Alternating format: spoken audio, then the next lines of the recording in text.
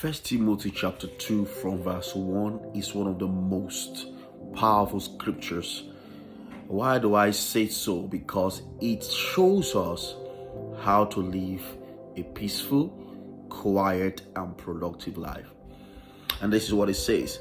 First of all, then I admonish and urge that petitions, prayers, intercessions, thanksgiving be offered on behalf of all men. Now, if you have your Bible, underline all men. And they say, for kings and all who are in positions of authority or high responsibility, that outwardly we may pass a quiet and undisturbed life, and inwardly a peaceable one in all godliness and reverence and seriousness in every way. Whether you like it or not, the minds of men is influenced. It's either influenced by the power of darkness or influenced by the power of light. So, and you have something to do about it. The Bible tells us, it said, because every mind is subject to influence from the spiritual world. It said, therefore, Christians, when we step up and we'll actually,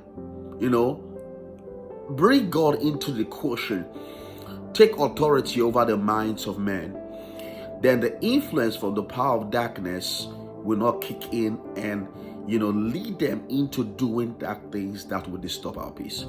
The same thing, we can also influence policies, especially policy coming from men who have been influenced from the power of darkness to do things that is contrary to our peace. Are you actually in a situation, a community, or you are actually in a nation, you are in a place where you have be thinking about peace hasn't been there? The Bible said, if the church can stand, we can rise and lift up the minds of these people, give their minds over to God. The Bible tells us, it said that the minds of people been blinded by Satan. Okay, so, but even as the minds of people will be blinded by Satan, I want you to know this, that when we involve God to come and give him permission to come and take over the minds of people through our prayer, he does also the same thing. One of the things that actually, that reminds me is exactly the case of Jacob and Esau. Now, after Jacob has actually, raised his family and he was returning back to his father's land, the Bible told us that Esau was coming, and Esau was coming with a large troop, and he had vengeance in his mind. But Jacob took it up to God, and God kicked it.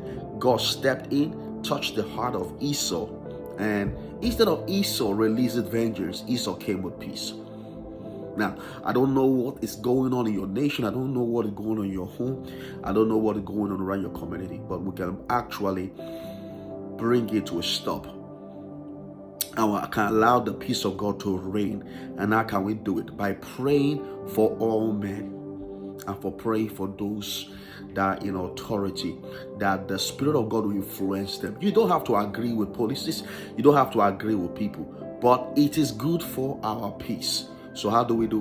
Whatever you bind on the earth is bound in heaven. Whatever you loose on the earth is loose in heaven. So Church of God, let us rise today and put up the minds of those in offices. Let us put up the mind of everyday people, that God will influence their minds so that we can live in peace and live a productive life.